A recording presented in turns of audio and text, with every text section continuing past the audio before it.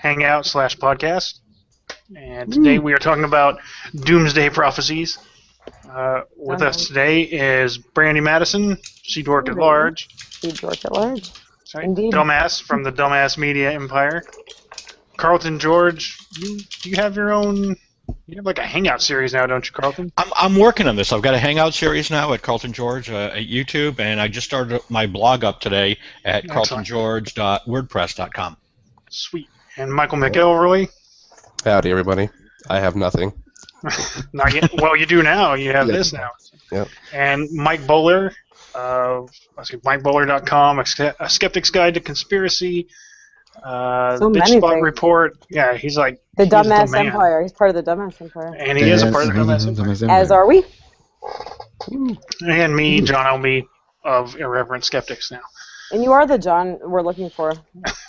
You're here every time. I do try to be here every time.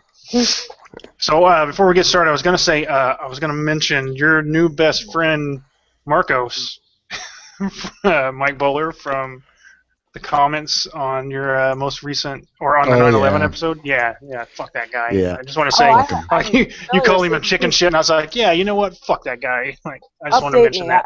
I don't know who this is. Yeah. Mike can tell the story. Go. Well, one of the downs, I think, well, maybe I don't know if it's a downside to iTunes, but you could post your review, and there's no way to rebut it. It's and this guy says I had I don't understand, or whatever. He said he doesn't understand the facts and stuff like that. And I'm like, I could deal with little things like. Maybe I make a mistake during the, might misrepresent or misunderstand something. But you know what? I research this stuff to, so the stuff that I'm putting out there is not, so it just ticks me off when these guys saying, they just assume that I don't know what I'm talking about, and so it's like fuck you, if you won't read the information, I mean. I'm sorry. It's well researched, and you cite the resource. You say this is the Warren Commission. You give XYZ as this is where this is from, just like Skeptoid, so people can look it up. Yeah. Very well researced. What I love is when I get, is not extemporaneous, obviously. What I love is when I get people saying, "Oh, you didn't talk about this, that, and the other thing." I'm like, I talked about it right there. I've got the transcript. Yeah. They heard the parts they wanted to hear and ignored the rest of it. So. Yeah. Yeah. I mean, they read the title of the blog post and they think they get the whole idea. It's like, no, you got to read the motherfucker, to understand what's going on. Goddamn right, tell them. These are the folks who fall for the onion articles. All right, we're not wasting any time here at all today, are we? No.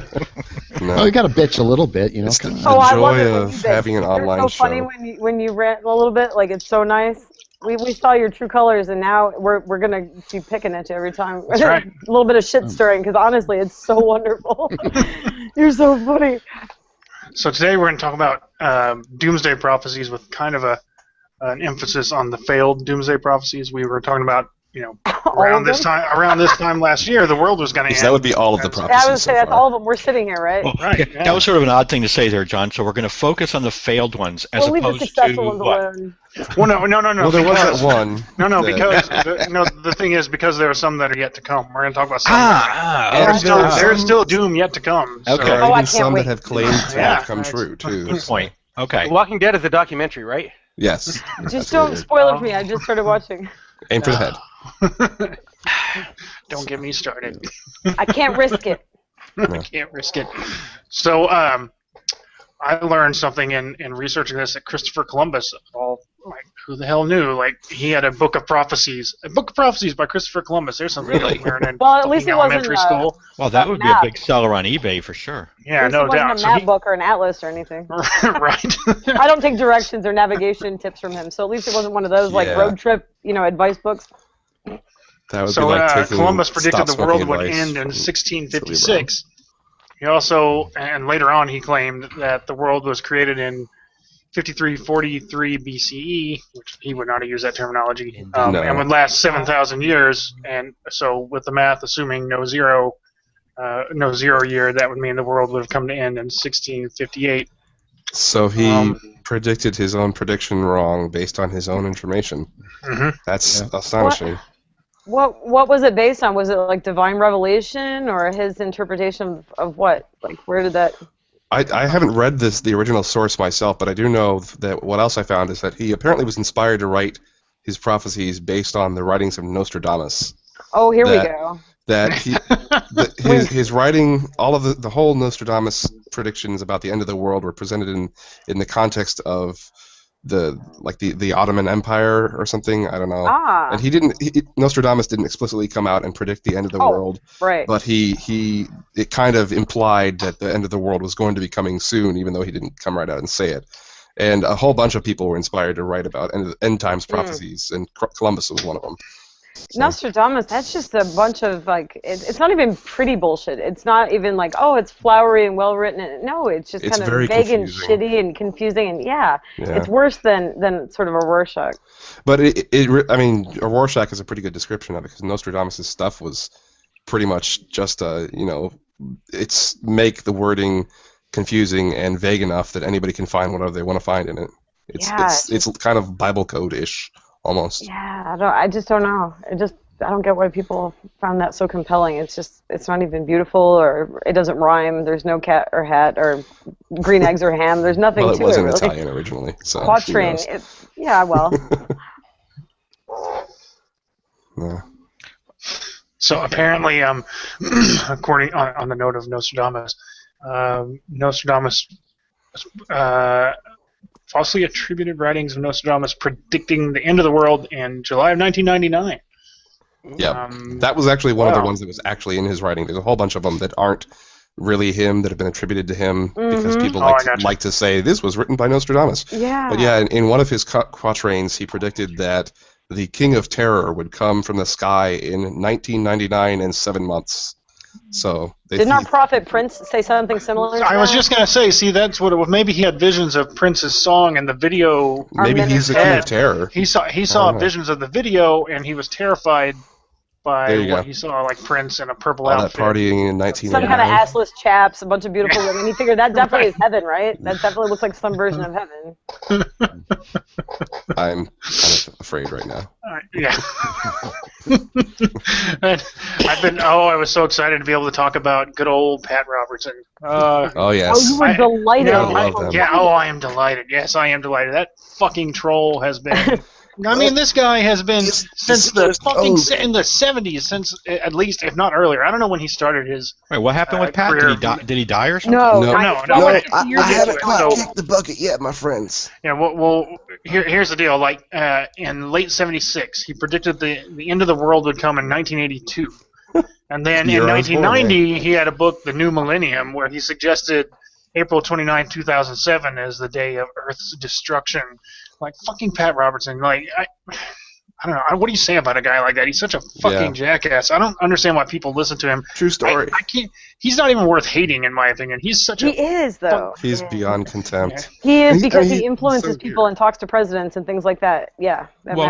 He does believe now, at least, that the Earth is older than 6,000 years old, so he has come around a little. Wow, that's... Well, because he's older than 6,000 years old, so he's got proof. He has anecdotal evidence. I'm going to steal a description of him, the best description ever. Brandy said this earlier. She said, he's the Johnny Appleseed of stupid hillbillies. Nice. He just spreads it everywhere. It's like a pyramid scheme of ignorance. He influences people. It's awful. Well, I think the reason he's adjusted his position on the 6,000-year age of the Earth is probably because he's approaching 6,000 years old. Sounds about right. I am rather advanced in age. It's sort of the way that Mom says she's 29, and then once you're 29, she has to change it a little bit. Right. Oh, no, I'm 30. Hey, I wish I'd taken a little more time to look into whether or not there were more failed prophecies of his. I imagine that just 2 hits was not going to be enough for him. So along that line, Jerry Falwell, who's I don't know if anyone really talks about that guy much anymore, but he had predicted God pouring out his judgment on the world on January 1st of 2000, which we can come back to that whole white Falwell was 10 pounds of stupid in a 5-pound bag. Can I do the Absolutely. Can I do the kings of failed prophecy here? Oh, would you? Would you please? Are we talking Take about it would be here? this. We would Take be it away. we would be the Jehovah's Witnesses. Oh, okay. Oh, yes, I actually have a little bit about them to talk about. I don't know if I put those in my notes or not. Yeah, I didn't do much in the web notes. I mean, I've been looking at these guys for so long. So I'm basically just taking from Wiki right now. But I think it's interesting in some of the reasons. I mean, they started their first prophecy was back in 1877. Okay, so they've been at it for a long time. So if anybody's has experience doing this, they do. In terms of spin. So that was going to be, the end of the world was coming in 1877. 1891, they were pushing for 1914. 1891, they're still pushing for 1914, obviously. 1904, 10 years before the projected end. Fingers crossed. We're getting there, right? So now we start, tweaking a little bit here. Worldwide anarchy would follow the end of the Gentile times in 1914. So we've gone from Armageddon now to worldwide anarchy. It's not quite the same thing. Scaling it down a little. Of course, then we hit 1916. Whoops, and so our first spin was in 1916. Now it was World War I would terminate in Armageddon and the rapture of the saints. Needless to say, right? Well, you don't know. Maybe there were like 3 saints somewhere that got raptured. I don't know. Then sometimes you have to really wish they would hit the nail on the head, because in I always do. in 1917 they said that 1918 Christendom would go down as a system and God would destroy all the churches wholesale by the millions, which, there's a prophecy I could have gotten behind a little bit. All of them are glorious. That didn't happen. So 1920, then we're pushing for that the Messiah's kingdom would be established in 1925. Okay. Yeah, you kind of see a pattern here, right? So 1922, now we're talking about, would probably be the fall of 1925. So we now interject the word probably in there because, again, we're coming up on it pretty quick. They're getting to psychic level vagueness there. That's what it is, yes. 1924, now we're, okay, God's restoration of Earth would begin shortly after October 1st, 1925. Well, I'm not sure what shortly after October 1st, 1925. I suspect that means January 1926. But if you consider that the last verse of the Bible is "Come quickly, Lord Jesus," yeah, shortly that buys you a fair be. amount of time. That's what she said. Now here we get interesting, because now obviously we missed the 1925. 1938, they had to go into hibernating for a little while, after missing all the last 6 or 7. But this was a great one. In 1938, they said Armageddon was too close for marriage or childbearing. Really? Yes. So let those that say, how does religion hurt the world? Here we go. And apparently, I don't know if they didn't take their own advice, because apparently some of them are still bearing children. It would seem. But anyway, so they wanted everybody to, kind of board everything up, so to speak, and shut down. So that was 1938. 1941, a couple years later, they said there were only months remaining until Armageddon. And then 1942, Armageddon was immediately before us. Nice. So we've pushed this out as far as we guys, can get. really, this time for sure. Right, and then we don't hear anything from them until 1966. So there's a 24-year period there where they kind of, again, back into the cave, lick your wounds a little, grab the calendars, exactly, let everybody forget, and then we start off again. So 1967, we're advancing, we're moving toward the day. 1968, nobody could say with certainty that the Battle of Armageddon would begin in 1975, but time was clearly running out rapidly. And then we have 1969, that the existing world order would not last long enough for young people to grow old. Wow. The world system would end in a few years, and young witnesses were told not to bother pursuing tertiary education for this reason. So college entrance, so now they're kind of all lightened really up a little dumb. bit. Yes, exactly. Then, of course, 71, the battle in the Day of Jehovah was coming shortly, within our 20th century. So once again, we're getting ready to move the goalpost. 1974, there was just a short time, right? Because it's supposed to be 75, and then vanished. I don't know what they got. Somebody kind of waved their cape or waved their magic wand, and they go away for 10 years till 1984.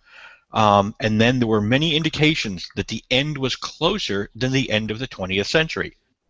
And then the last one that I have, 1989, they asserted that all their missionary work would be completed, if only, wishing made it so, would be completed in the 20th century, and the 20th century was going to be, the end. So they 20th century as a phrase replaced now a specific day or time. But of course now we're in the 21st century.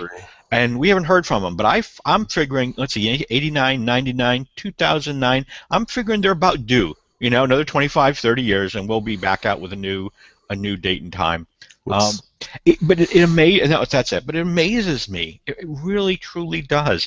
If there was ever the ability to put something in the back of one's head and not think of it anymore. I mean, they've missed the mark 19 times. All right? It's a redefinition of cognitive dissonance for sure. Yeah, it is, and yet, they're still out there going, I'm sure the next one that comes out, and I haven't picked up a Watchtower recently, so maybe they've already done this, but, they're out there predicting the end again, and people are like just as confident in the most recent one as they probably were in the first one. So I'm beside myself as to whether this actually ever ends or not. Do they justify it? Did they say, here's our formula, here's what goes into the calculation, or is it just some pronouncement? Revelation or something like that? I think it's sort of. Because that guy Harold Camping made it into a formula. He sort of semi-explained, and it's all math. It's right there in the Bible. Well, I think they do the reverse thing that they accuse atheists of, right? So when you debate them on the Bible, the phrase that always comes out is, well, you're not a Christian, therefore you don't have the Holy Spirit, therefore you can't properly interpret the Scriptures. Aha, catch-22, huh? Right, and so now I think they flip it. So basically, yeah, they do. They offer evidence, if you will, but their evidence is all scripturally based. Then when it doesn't happen, they go, well, the Scriptures, we didn't interpret somebody. It's always we don't know who it was, but somebody didn't interpret some Scripture correctly, or some new event happened that sheds new light on the Scriptures and changed what they mean. Therefore, yeah, I mean. Didn't Jesus say that no man knows you guys will not taste hour? Death or something? You people will not taste death before I come back? Well, he said that. Oh, yes. And he also said, no man knows the day or the hour when I return, which I kind of find out. Which they take literally to say, oh, well, we're not predicting the day or the hour, but we know the week. Oh, no, the Harold Camping guy said, well, you can know. Could be a Thursday, could be a Friday, we don't know. Yeah.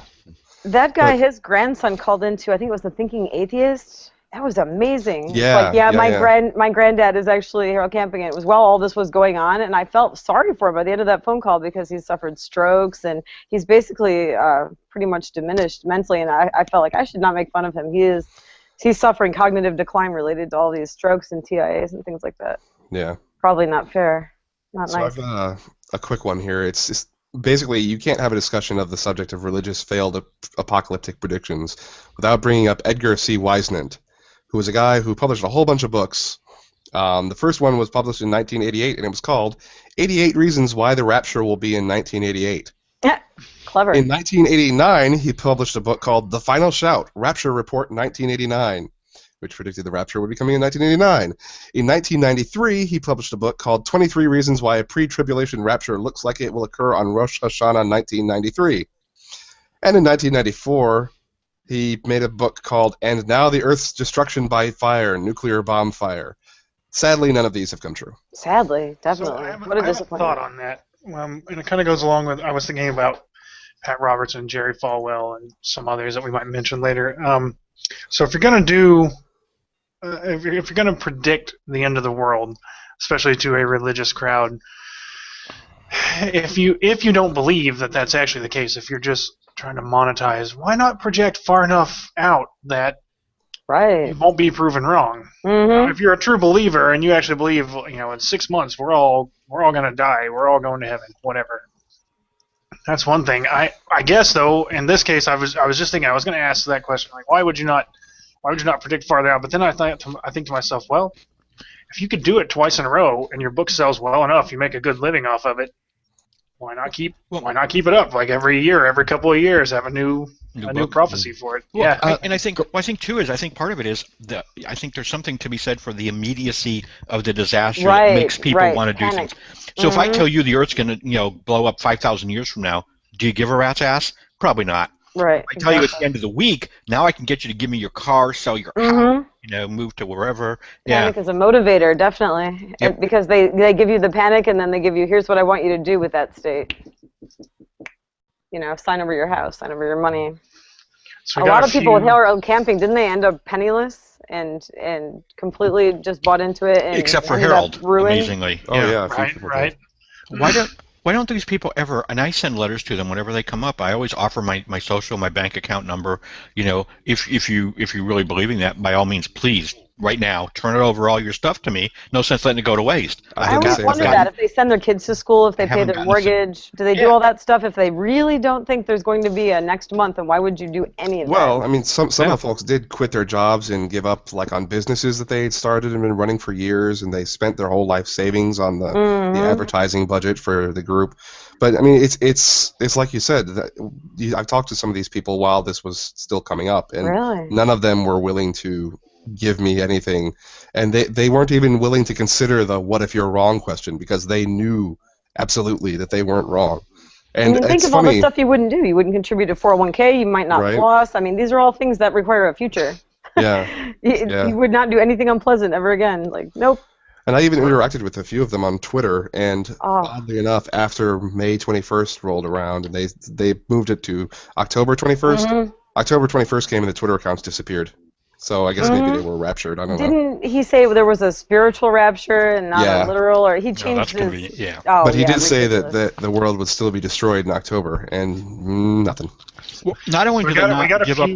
We got a few questions on the Q&A. I want to hit those real quick. It's I working didn't see for it, me sorry. and not everyone else. Yeah, it's all right. Ramu Muhammad says, happy creamies. And same to you, buddy. I don't know what that means. Glory hole type of thing? What is that? That could be, yeah. Is that going to be our new thing, happy creamies? Leave it to me to find the disgusting, nasty reference. We may... We'll move Happy on. Creamies. Sorry, Mom. Happy creamies are a dairy-free milk says WDFS. I don't know what that means. what? Wait, no, that's WDFS. I did a Google search and at web dev file system. I don't know. I'm not sure. So I was probably a bot. So thank you for the question. Now, an actual. I think it's something that's a little more. I think it's what the fuck, stupid. Could be, yeah. OMG WTF. So here we go. So Liam Joyce asks, don't you find Doomsday prophecies to be the same as the worst forms of superstition? How many times is the world supposed to have ended since you were born? In my case, 35 times. 35. Nice. I would guess, actually, Liam, I would guess probably more than that. There are probably more Doomsday prophecies you haven't even heard of. There's just the 4 from the one guy I mentioned. So that was just in the 80s and 90s. I don't even know. For me, I think maybe yes. Part of your question, Waco. To your question, I would say partially yes. Like yes, in some cases it's superstition. In others, I think it's just a matter of, depending on which part of the equation you're on, like one person's just trying to monetize or grab power. He's just that's the smaller version, but the macro version, like the George Bush and the reason that we suck up to Israel the way we do and things like that, because these yahoos want to bring about like the Jews for Jesus thing and make Jesus come back, and so we have macro versions of this. Didn't W just speak at some convention for Jews folks for who wanted to? Essentially, they don't. They wanted to bring about the end times by converting all the Jews to Christianity. That's why they suck up to Israel, because they think they can bring it about, and that is terrifying. Which is weird, because I don't really think the Bible says that would cause the end times to come about. It says something like that the Jews will realize the truth and all this stuff. Basically, like, hey, the people that were converting at that time when it was written are going to be converting. Yeah, that makes sense. So in March, I guess March 26th of 1997 was when the bodies were discovered of the Heaven's Gate cult. That was Heaven's Marshall Applewhite's estate, if you will. I guess if I think Michael, was that you that posted that info on the notes? If you want to talk about that for a minute, you can go ahead. Yeah. So the Heaven's Gate people, I kind of did a little bit of research into them a few years ago, and they're really strange. they kind of combined New Age beliefs with Christian apocalyptic beliefs, and this weird idea that aliens were a higher energy level being or something that you could evolve into if you dissociated yourself from all of your human attributes. Right. And when the comet Hale-Bopp showed up, these people, the leader who called himself Doe, who's Marshall Applewhite, decided that there was a UFO hiding in the trail of the comet, the tail of the comet, and that to board the UFO, they would shuffle off the mortal coil, essentially, and they've had some sort of weird ritualistic suicide where they dressed up in these uniforms that had like a patch with a logo that said Heaven's Gate Away Team, and they all wore the same kind of shoes and laid down in bed and drank poison, and over a course of 3 days, something like 30-some members of the cult killed themselves. 39, I think it was. 39, yeah, that sounds about right. And they'd have like $5 in their pockets. They had some weird stuff on them. And what they believed is that by killing themselves, and 3/4. They would disconnect their spirit from the physical body and be able to evolve to the next level, where they would become the away team that boarded the shuttle and survived the recycling of the planet that was supposed to be coming. Should we really feel sorry in any realistic sense for these people? For those people, I felt extremely sorry. I felt so bad for them. Yeah, I felt bad. I feel like they had been absolutely duped, that they believed it and they were sincere in their seeking and just got. No, I mean, can we look at this from the evolutionary standpoint, sort of? You know, we're cleansing the gene pool a bit. The Darwin Award. The Darwin Award. Whether or not I exactly. I think that's. I personally, I think that whole, like, the Darwin Awards and stupid people got what they're coming to. I just think that's a super shitty, condescending way to look at people. Like, kind of vicious, yeah. Some people, you know, so here you are, you're living your life, and you need something, you want or need something that makes you feel better or hopeful.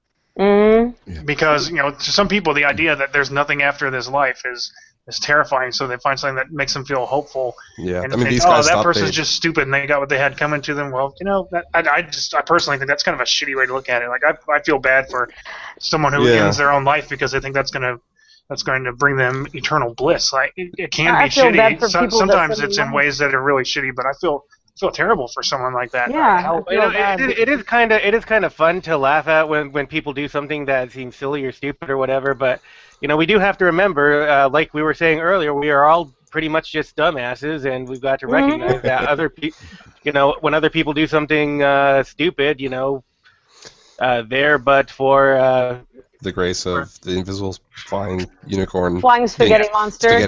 Pay your yes. respects to the Pastafarians. Come on.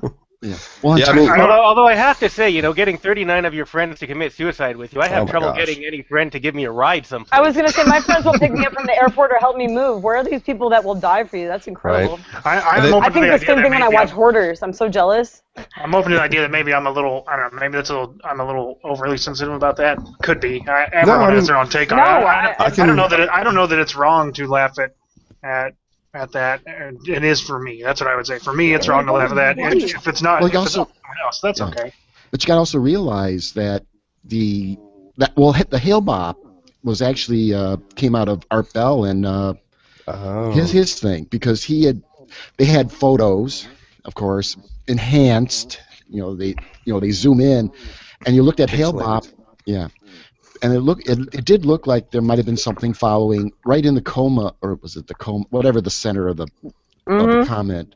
Yeah. It did look like, but it actually, the comet was probably bean shaped, because you could see where there was like a not as dark spot. So, but but of course, Art Bell pushed it as being some sort of craft following Hale-Bopp.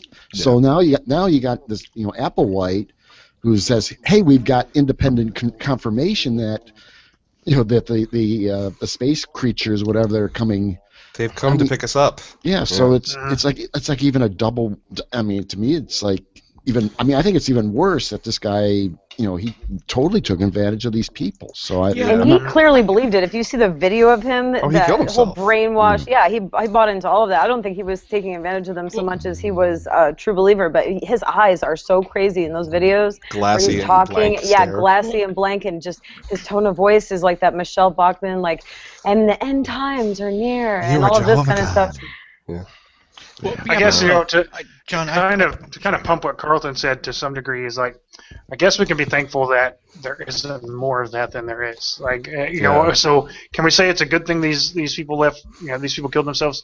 Maybe not that. No, it is a good. It is a good thing though that they're not still spreading that idea. And like now we don't have millions of people ready to off themselves. Well, we just have a couple half dozen more. Carlton's got something to say. I'm sorry. I was just going to say, there's another side to that, though. I mean, we look at it and we feel sorry for them because we realize or we believe that they gave up their lives for naught, right? That it was a waste of life. But you got to look at it too from their point of view.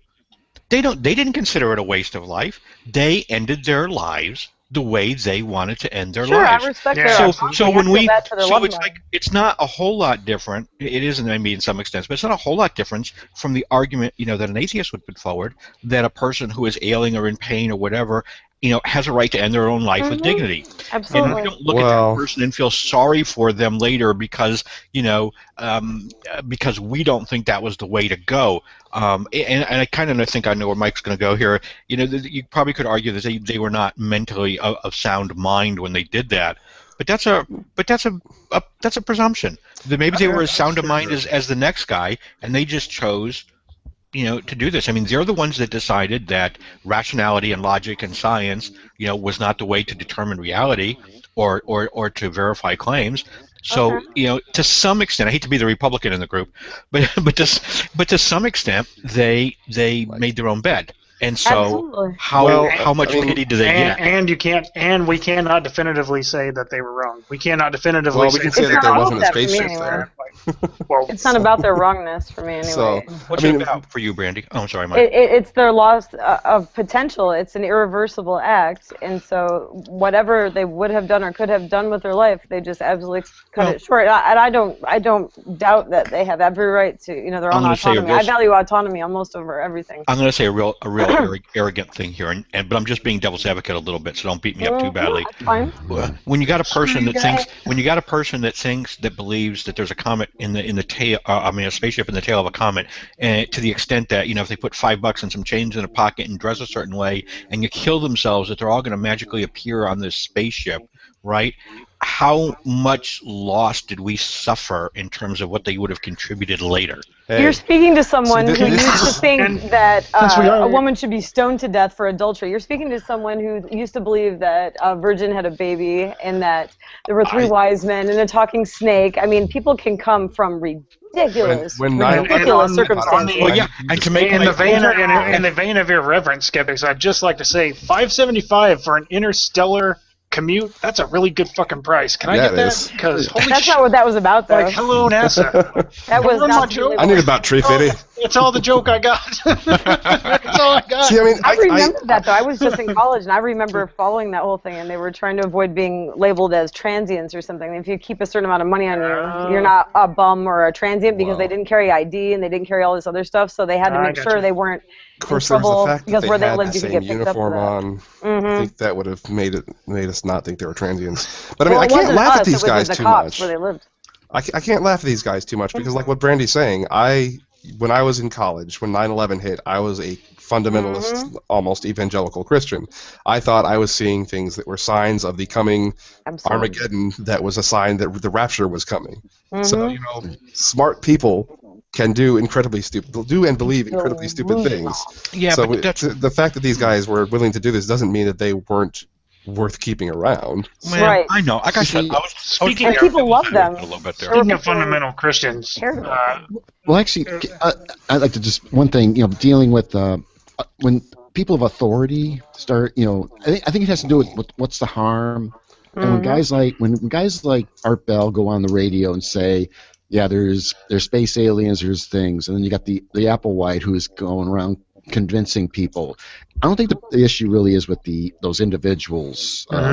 It's really those leaders who have bought in, and and a lot of times we just say, well, what's the harm? What's the harm with believing in UFOs? Well, here's I think is a very good case where people of authority had convinced people who, for whatever reason, and then they off themselves. I mean, that's really where what should be the issue. But see, I would make the point here, Michael. I agree with you, and I would make the point too that, at least from my perspective, I always tell Christians, or this ends up coming up in conversations all the time when people say they believe in the rapture, they believe in this, they believe in whatever. Is I always tell them, no, you don't, or it's believe in hell. I say, you don't believe that, and they're like, yes, I do. I'm like, no, you don't, because your actions are not in line with what you say your beliefs are. Because if you truly believe that, you would be doing very different things. You wouldn't be sitting here on Twitter during a break. You'd be out kicking and screaming, trying to get everybody that you can to not go to hell. And you're not. And so these guys that are killing themselves really they're the honest ones of the group. They actually acted in a way that's consistent with what they said their beliefs were. Oh, they're keeping it real, that's for sure. That'll get you kicked off of CBS. When I was a big time fundy, that's the thing I thought about a lot of Christians. Like, you believe people are going to go to hell and you're not spending all your time trying to save them, then what does that say about you as a person? So. When I was a Muslim, you know what we called them? Because there are, of course, every religion has their groups that are just like Christmas and Easter. We used to call them Christmas and Easter Muslims. Like, exactly. Like, if you were sincere about this, you would wear the scarf, you would pray, you would go to the mosque every Friday, you would take this very seriously because it's important. And we would kind of scoff at the Christmas and Easter Muslims. Like, what's wrong with them? Yeah, so these are those guys that killed themselves. They're the real thing, guys. They are sincere, and that's not the part that I have a problem with. Their sincerity and their autonomy are fine. It's that somebody loved them, I'm sure, and that it's sad that the world lost these people and their potential and their future and all the things that could have happened. All of that just got sealed off. But Brandy, that's a good thing because Michael mentioned that. I forgot which Michael. Sorry. But how do we know that they didn't get what they wanted? Oh yeah, could be. Mike Bowler, yeah. The world is dimmer for someone because those people are gone. Right. Yeah, but maybe it's brighter for them. Maybe they really are on a spaceship. And that's why I didn't stop them, right? Well, I wouldn't have stopped them. Then again, Brandy, maybe they were all child abusers, and the world is better because they're gone. Well, you know what? Yeah, total pedophiles. I have no idea. I'm thinking, if no other reason, to raise John's ratings. I think we all should grab a little letter opener and just like suicide right here. And because we're going to follow them, I'll be your leader. I'll be your leader, okay? Yeah, Come on, we'll get a cape and we'll get a little badge, and I'll give you guys $5 each. Ooh. That's tempting. Could I get some fried chicken? $6. No. I want to go with more money than those people. We'll suicide pact for better bandwidth. I'll be so I bothered with all that. Can you make an acronym out of that? That'd be great. So let's move it on. Let's move on to our next section here. We've droned on about that for a while. So. Yeah. Oh, we've got more to drone on about. So. Oh yes, droning is we're very good at droning. So somebody mentioned earlier how Jesus had predicted that there were those who would stand something like so. In the Bible, in the book of Matthew, chapter 16, verses 27 and 28, he says, "For the Son of Man is going to come in the glory of his Father with his angels, and will then repay every man according to his deeds. Truly I say to you, there are some of those who are standing here who will not taste death until they see the Son of Man coming in his kingdom." So Jesus himself predicted that people who were standing there listening to him say this would be alive when he came back. So he kind of failed his own prophecy. Although it's the coming into his kingdom that's vague, because what does that mean? Maybe that means when he died and was resurrected. This part's metaphorical, with not angels. To be taken literally. Yeah. But the thing is, there in the medieval times, there were Christian sects that believed the theory of the wandering Jew, which was this idea that there was somebody who had been there when Jesus was talking, who had been made immortal until the time that Jesus came back. They believed that this guy would be wandering the earth. Really? I've never heard that. Alive until Jesus returned, so that his prophecy wouldn't be false. Really? Honest? Yeah. Yeah. Wow, that's kind of cool. That's a nice spin there. There's actually a few different parts of the Bible that all kind of work together to form this wandering Jew belief, but that's the big one. On Twitter, there's been. I'm sorry, Mike. I didn't mean to. That's fine. But it just. Who's the lady? I just want somebody to refresh. Who's the lady that got out there about Jesus is white? Oh my God! Megyn Kelly. Megyn Kelly. Yeah. Fox News. I've been debating with people because I'm like, I don't think what she said is necessarily wrong. In that most people, when they say somebody is white, are not referring to color; they're referring to race. And he most likely was Caucasoid. So, given that, I'm not saying he's a Palestinian Jew with 2,000 years ago. right? Palestinian Jews are Caucasoid. There's only 3 races. But isn't his hair described as like lamb's wool and skin like brass? There was a documentary. I did some research on this. North Africa, Egypt, that area. Yeah, I'm familiar. At that time period in history, did not have Negroids living up in northern Africa. That was a later exodus of people and blending. But that doesn't mean they were white. Well, it does. It's not black. Like well, no. There's only 3. There's 3 races. There's Caucasoid, Mongoloid, Negroid. Let's see if we can eliminate Mongoloid. He wasn't Chinese. What? Middle Eastern people. Let's save this for hang on. Let's save this for further discussion. I don't want to get too far off. All right. Okay. We can come back to that later if we want. I want to move on. I want to move on to one of my favorites because I have a few things to say about this jackass, John Hagee. Oh, how I love John Hagee.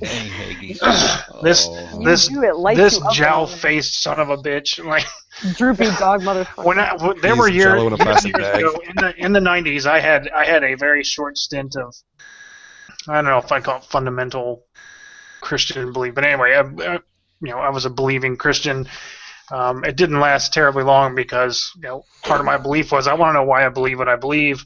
So I would ask questions, I would research, and it didn't take long asking questions and reading and researching makes you go, wait, fucking what? Yeah. So anyway, even at that time when I was a believer, I would watch on Channel 14 here, which is the Trinity Broadcast Network, would watch John Hagee. Oh, joy. And it was entertaining because I'm like, this guy's nuts. Like, here, I believe in Jesus at the time. At the time, I'm like, I believe in Jesus and the things that I'm basically, I guess I'm told to believe, if you will.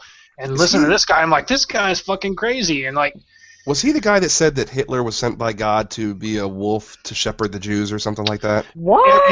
If so, I'm not aware. I was just going to mention the Doomsday prophecy yet to come from John Hagee is that this is so I can almost picture the setup on his huge stage with all these fucking props behind him and his glass pulpit and all that shit. Well, he claims that the 4 blood moons throughout 2014 represent prophecies allegedly given in the book of Luke relating to the second coming of Jesus Christ. And I imagine it was something more like the 4 prophecies.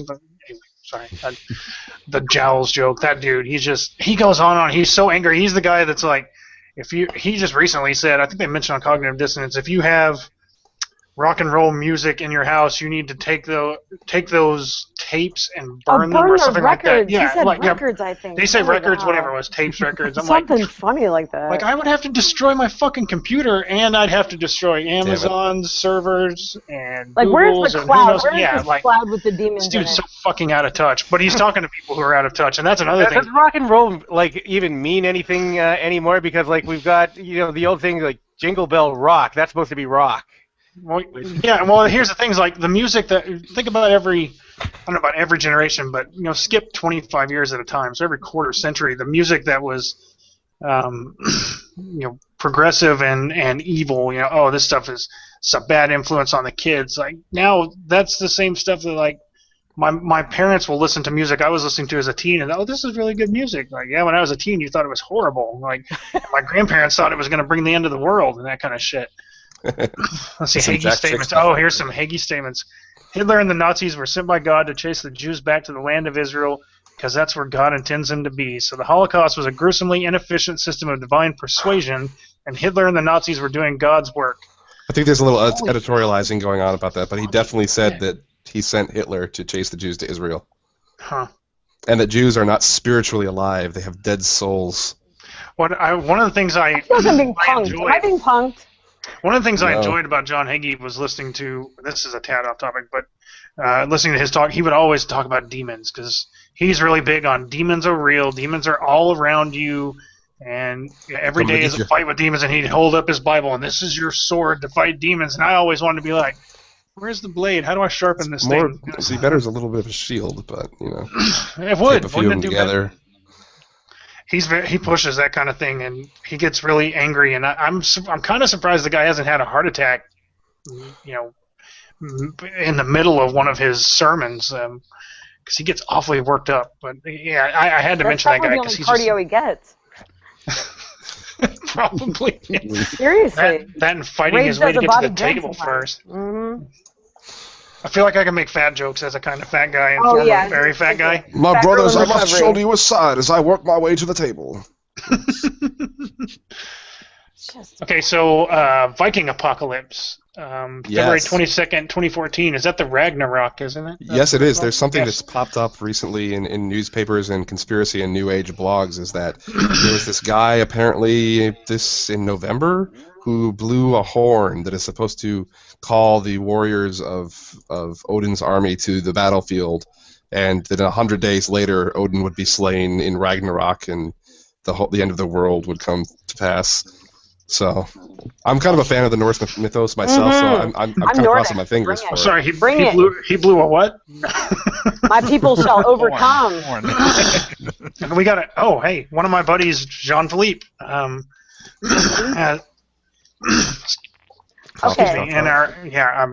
I got the Spilkus here. Jean-Philippe in our Q&A. It's a friend of mine. I'm a little clapped. It's a bad joke. Anyway, Jean-Philippe says, Speak amongst yourselves. My doomsday prophecy is the planet revolving goes on a Stack Overflow. That's a program. So some programming humor. So if you're of the mind that, there you go. If you're of the mind that we're in a simulation, then a Stack Overflow could seriously the counter for the year will have a math overflow error. It'll have a floating point error.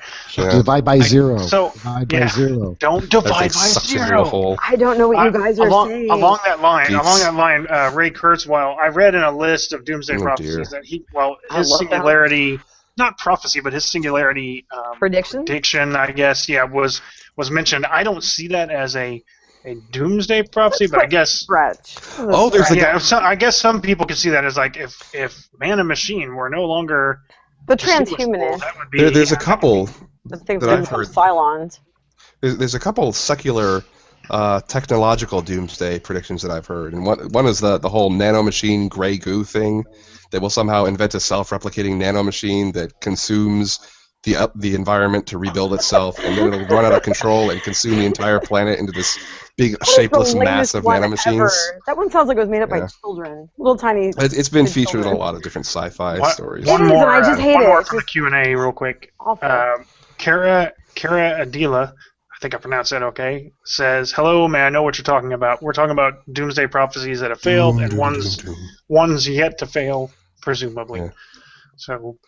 The other technological doomsday I was thinking of was back when the LHC, the Large Hadron Collider, was just getting fired up. Yes, this was. And there were the guys saying that two things could happen. That one, they create an accidental miniature black hole that would absorb the planet. Yeah. And the other is that some form of matter called strangelets would appear, and that it would act like the nanomachines and like turn everything else into strangelets. Of course, neither of those happened, as far as we know. So there was a science fiction book called Earth by David Brin, where there's a black hole, a tiny black hole created in a laboratory, and it slips containment and falls to the Earth's core.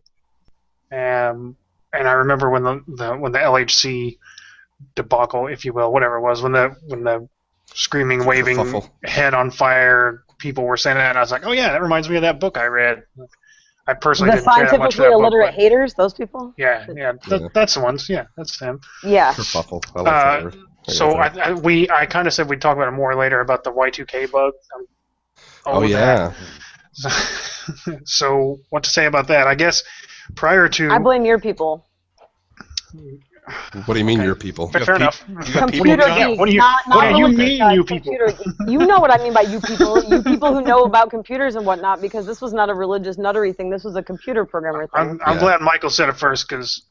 never mind. Anyways. Although there were religious nuts who were making predictions about apocalypse coming around the Y2K bugs, so. Okay. Yeah, there were a few listed here, but it wasn't the real computer experts in Y2K who were making all the panic, because I was I was studying in college. I was in computer programming at the time, and even I knew that even if the worst case happens, it's not going to be as bad as a lot of people are saying it's going to be, and.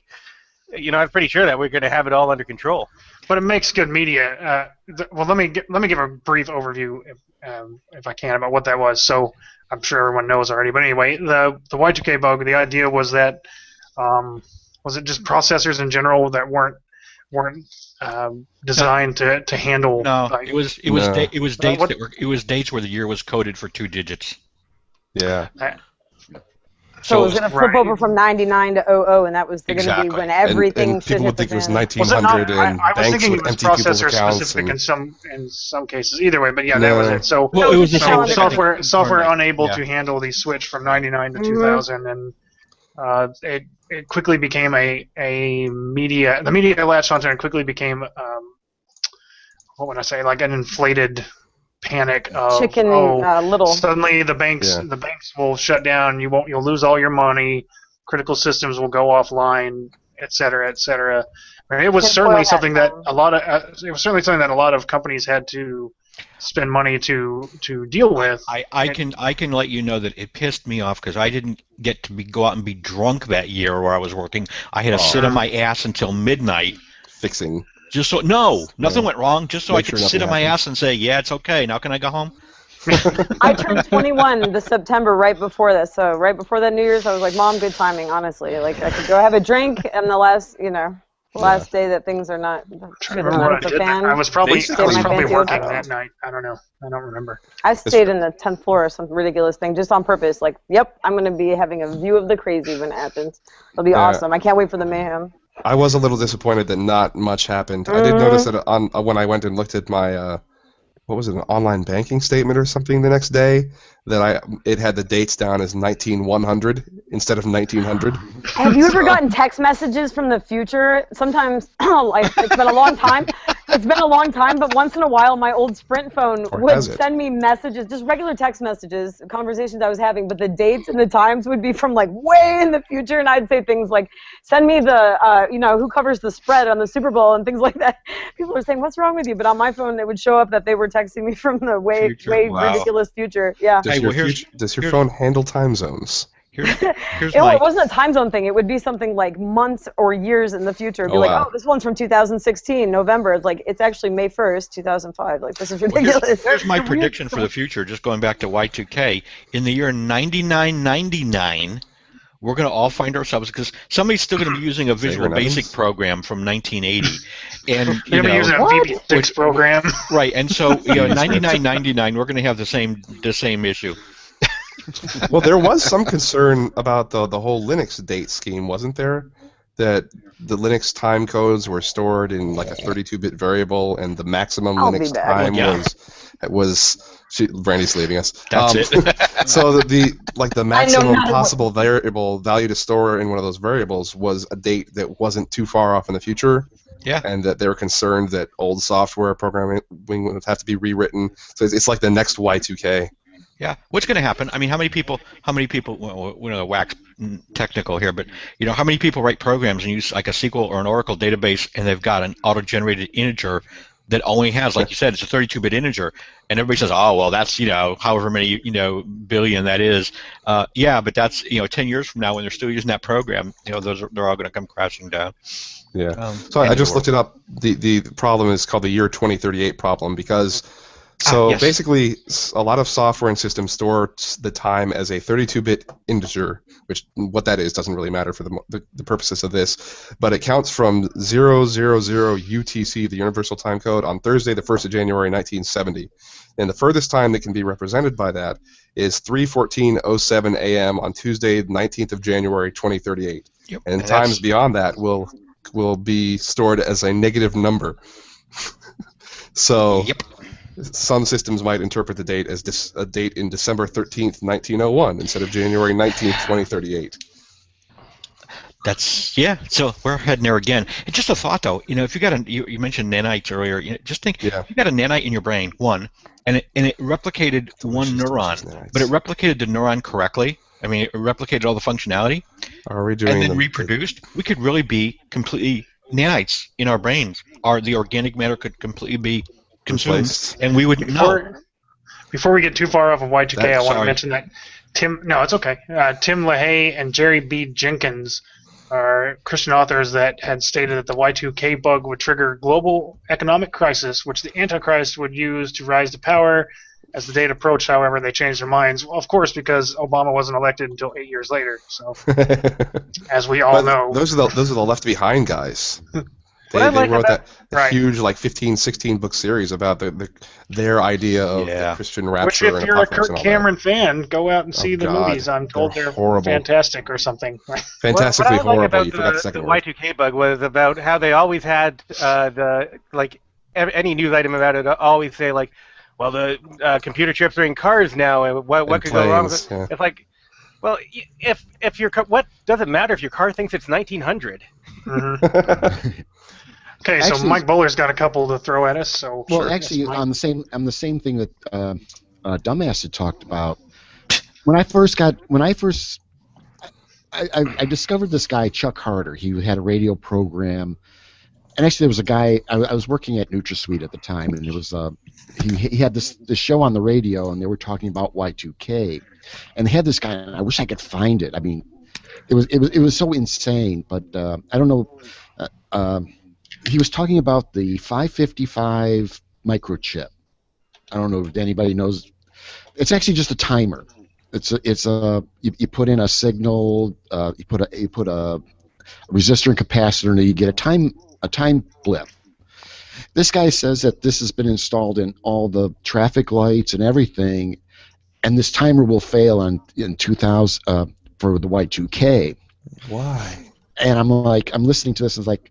That's when I realized these guys were totally full of bullshit. I mean, I knew they were pretty much bullshit, but it's just a counter. It just ticks up. It just counts and keeps going, and so it doesn't even give a shit if it's 2,000, 3,000, 4,000. I mean, would a stoplight just not realize that it had not been invented yet in 1900 and stop working? Or the space-time continuum. Everyone knows that. Yeah.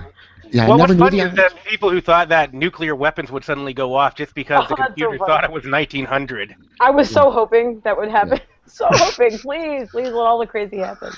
I'm always disappointed when I wake up the day after one of these dates, like, nope, nothing happened. So Mike, hit us with a couple others, and we'll wrap it up after that. Actually, I had a buddy who was really big into. He thought everything was going to collapse. Bank accounts would go zero. Mine was already at zero, no problem there. Right, but the world was coming to an end, so he sold all his stocks. Oh my God! He cashed out all his bank accounts, converted it to gold. Oh no, tinfoil hat territory. Glenn Beck, yeah, 412 or whatever. And then went to Mexico. He had a ranch. He's to Mexico. Went to Mexico. How good is that? And hid out in his ranch over the Y2K thing. That's not gonna help you. So I kept trying to say no, nothing's going to happen. Was he married? I just have to know. There's no way that there was a wife in on this. It just doesn't sound like it. He's married, but he's one of these travelers. He goes from town to town working. He's a piping designer. I'm just amazed that there's someone in his life like that would sort of allow that or go along with it. Honey, That's crazy. What the fuck are you thinking? Yeah, but I was going to ask that. Like cashing your stocks? What? Oh, Brandy, I was going to ask that exact same question because when John was mentioning John Hagee, I was looking at his website, and there's his lovely wife. And it dawned on me that all these evangelists, all these televangelists, most of them, if not all of them, have wives sitting at home. And I'm like, how come we never hear the women speaking up? How come they never get up there and say, my husband's an idiot, I'm out of here? Stockholm Syndrome. Stockholm Syndrome, or else depends on how young the wife is, I guess. They could have the Anna Nicole situation going on. The guy's 110 and she's some young trophy wife. Most of the televangelists, probably most of their wives are like 14 or 15, something like that. I don't know. Whoa. But they... Oh, dear. We'll be right back. My cat is hanging. Yeah. All right, so Mike Bowler had a couple more he wanted to hit us with before we wrap up. Mike. Well, just a continuation of that story because there's more to it. So after nothing happened, he came back to the States, started working again, and decided to take all that money that he had in gold and put it into. And he thought the greatest thing would be the .com stocks. Poor bastard. And again, it's like you didn't put it all on .com. He put it all his money, all this money he pulled together into .coms. And I just felt so bad for this guy. I mean, I knew him. Yeah, but that's my story. That's really unfortunate. Yeah, he was just you couldn't convince him. He was just so dead set. Oh, he had .coms. It's all computers. It's all now we're past all the everything's going to go great. And so what's their business model again? The business. What bothered me was there was no assets backing up a lot of these schemes, and I'm like, what the hell? How do you justify that? But so he's basically he two big mistakes, and he's following people that, again, this is people that people that were supposed to be in the know, and it's like following follow the leader type stuff, and destroys a life. No such luck. Yeah. Yep. I mean, I feel sorry for the guy. I mean, he's super cool. You just didn't want to be around him when he's really drunk. But I mean, you want to be. It was cool when he was drunk, but when he got really drunk, then he got really kind of stupid. So we'll wrap it up for the official part of this, and then we can banter on further after the hangout's over. So I guess we'll go through any last final quick thoughts. So there's one we can't forget about. Oh, I'm sorry. I don't know if anybody mentioned the Mayan apocalypse. That's what started this whole thing, and we never did talk about it. We never did talk about it. It's a year ago next weekend is December 21st, which supposedly last year was supposed to be the end of the world because it was the end of the 12th Baktun of the Mayan long count calendar, which is the Baktuns are the big longest period on the calendar, which comes out to I think it's 144,000 days, and this current one or the previous one was supposed to end on December 21st, 2012. And there wasn't any actual Mayan prophecies about this. Of course not. It came out from like the New Age conspiracy prepper communities who thought that the world was like there was going to be a polar shift, or the gravitational fields would go into flux, or there would be some alignment with the center of the galaxy, which I guess is vague when you have 2 points. I know my chakras felt all out of whack. Tell me you didn't feel that. Tell me you didn't feel your chi shift. I felt all of that. My crown chakra was definitely a little tangled that day. But since we're talking about it, I get to actually record one of my most inappropriate jokes ever. Okay, go for it. So years ago, I was working in a kitchen, and a girl that I worked with was talking to me about the Mayan calendar prophecy. This was around 2000, somewhere between 2003 2005.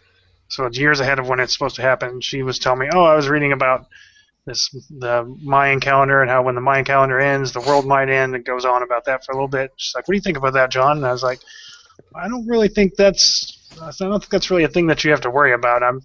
That's just kind of bullshit speculation that's intended to make people worry." And she says, "Well, I don't know. The Mayans had an awful lot of stuff figured out. They were really smart." I said, "Yes, they were really smart. They figured out a lot of things, except don't take the blankets from those Spaniards on the boats." Oh, God. Wow. Hindsight's always 20/20, huh? Wow. What? Too soon? Too soon? Come on. It's now where the vaudeville hook comes and takes me off the stage. You need to go pick. I'll just see myself out. Thanks, everyone. So, also on the 2012 kick, something I went through and watched the X-Files. It's in its entirety last year. The last episode of the X-Files, Mulder breaks into some super secret government lab or government building somewhere and finds the master plan for the alien invasion, which is supposed to occur finally once and for all on December 21st, 2012. So that's how they end the show, with him staring at the screen. It says, "Alien invasion to occur December 21, 2012. I thought you were going to say, "I watched the movie 2012. I did not watch that movie. I have seen that movie. Don't. I've heard there's a book I read called mutating. Yeah. There's a book I read called by crap, I forget the author's name now. It'll come back to me. Anyway, it's called In the Courts of the Sun, and it's a science fiction, actually a time travel novel, and it's really, what I really liked about it, caught my eye, was the way they do time travel, which I won't go into now, but it revolves around the 2012 Mayan prophecy, and the time travel in that revolves around also going back in time to the height of the Mayan civilization. It's a pretty good book. It's really long, though. I suggest reading it if you don't mind reading long books, but it is really good. I'll post in the notes for it, the link to it. Yeah, around the time of the Mayan apocalypse last year, I decided to have a little bit of fun, and I set up a Twitter account for the Y2K bug. That's clever. Hey guys, I lost track of time. Very good. And I did it. Very good. I see what you did there. Brian D'Amato, that was the author's name. It was bugging me. I'll give you Sorry. the. And there's a sequel to that book which I have and have not read yet. It's on my list. So let's go through and do final thoughts. I've got and then my little thing, the Y2K bug, right there. Oh, very nice. There it is. somewhere I have a mug, a coffee mug with the Y2K bug on it. I was like, that's my keepsake from all the brouhaha nonsense. All right, so I'm just going to go left to right on my screen for everyone. So, Brandy, your final thoughts for Doomsday. I'm always just disappointed when it doesn't happen. I always want the crazy and the mayhem and all the nonsense, and I like it when people panic. I just find that just hysterical. So I wake up disappointed. Oh, it didn't happen. Oh, that's unfortunate. Nope, just a regular day. Everything is, just as it was. Oh, I always hope the crazy and the spectacular are going to come to fruition. Don't. And I remember Hail Bop. That was something really just wild. I was in college when the whole Heaven's Gate thing happened, and Hail Bop was visible from where I was in northern Michigan. It was just clear as could be. It was this bright white smudge. It was just spectacular. And the idea that all of the science news was pretty much being eclipsed by this bullshit cult was just awful. Just on many levels, just terrible. But anyway, otherwise, don't have much to say about Doomsday. All right, dumbass. Well, my favorite Doomsday conspiracy, I guess, is that I've heard somebody talking about aspartame, saying that it was a plan to drastically cut the population. So it's been around. I consume a lot of it. I'm waiting for that to happen any day. Then. Again, disappointed that does not. It's been out since the 80s. It's not doing a good job of reducing the population so far. In fact, I used aspartame to drop 130 pounds. part of that was aspartame. Diet soda was a large part of that weight loss. Thanks, Obama. Yeah. All right, Carlton, hit us. Sorry, I was on mute there. Are you good? Yeah, I'm with Brandy. There's a sadistic side of me that I kind of wish one of these would actually happen because it would be cool in a perverse sort of way. Don't hold me to that, okay? Don't say all atheists are mean because I said that. Just kind of in a weird way. But I will say, I guess that sometimes it's a shame that we have all these prophecies, doomsday prophecies, because I think it distracts us from actually helping the people that are right there in front of us today. But on the other side of that coin, there's three sides to every coin, right? I would like to make my own doomsday prediction that in roughly 500 million years, I'm going to peg it, somebody's got to get a calendar, 500 million years from today, as the sun is heating up and getting bigger and converting to heavier elements, the Earth's going to get scorched and we're all going to be dead. So I'm thinking 500 million years. You guys can hold me to it. So I'm laying odds. So what you're doing, you're undercutting science by 4.5 billion years. Well, no, that's the end of the sun. But as the sun is moving toward that point, it will get hotter to the point that it'll scorch the Earth long before it burns out. Like a marshmallow by a campfire. Exactly. And I'm willing. I'm gonna do the same thing that the TV evangelicals do. I'm not going to let them, outdo me here.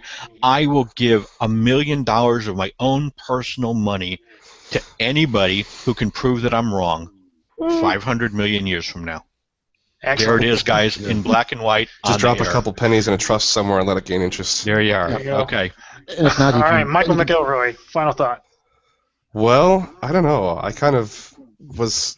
There's this weird perverse part of me that kind of agrees with Brandy and Carlton. I kind of want one of these things to come true because then we'll finally have a freaking answer. Like, oh, hey, the religious right was right. Okay, so there is a God. Whatever. No. Excellent. I don't know. I've kind of been fascinated by people who predicted the end of the world for a long time now. And I get a good laugh out of poking fun at them the day after they're proved wrong, as long as they don't do anything crazy like dump their life savings. Or kill their children. Oh my God. Yeah. There was some of that we didn't get to. Oh. Yeah. All right, Mike Bowler, final thoughts. It's the end of the world as we know it, and I feel fine. Feel fine, exactly right. Good for you. All right, my final thoughts to go along with what some have already said is that I would kind of like to see some of the Christian prophecies come true for this reason. These jackass preachers that make millions of dollars preying on other people's fear. It would be fantastic when their flock of actual believers who send them lots of money and make their lives worse by making themselves poor to make this person rich disappear to heaven while that fat rich fucker is stuck here on earth knowing he's going to burn in hell. That would be Hallelujah. And I would be right there. Awesome. I would be one of the heathens right there going to burn in hell and be like, huh, so now you're stuck with me, huh, asshole? So, yeah, talk about left behind, motherfucker. You're about Amen, to brother. yeah. So, all right, on that, we're going to wrap it up. Soon you'll be able to download this podcast at irreverentskeptics.com. Soon. Don't forget to check out MikeBowler.com for the Skeptic's Guide to Conspiracy. And is it dumbassmedia.info? I should have brought this up. I haven't. Yeah. Dumbassmedia.info, and I guess we'll have to arrange you and me together to put it up on the website there. Yes. And are retweeting? Did you mention that, or is that a thing? Yes, we're on Twitter at Irrev Skeptics. Okay, it'll be in the show notes and on our. Would not let us have the full length Irreverent Skeptics name. Okay. There's too many characters for a name on there. Yeah. You'll be able to. We have a Google Plus account as Irreverent Skeptics, and you could also email irreverent.skeptics@gmail.com. Yay. And soon on irreverentskeptics.com we'll have our own feedback emails, so you can send us hate, and we'll probably hate mail, address death it on threats, everything will go to the that show. Yeah. Irreverent Skeptics tag everywhere. We are Irreverent Skeptics. Yeah, go to irreverentskeptics.com. Everything will be there. All the links to the Twitter, YouTube, everything. Mm-hmm. We'll get that all set up. It's one-stop shopping. Yeah, it's under construction now. It will be done probably by the end of next week, or at least phase 1 will be finished by the end of next week. Thanks, so you goodbye guys, to everyone for doing now. all that. Thank you. Good night.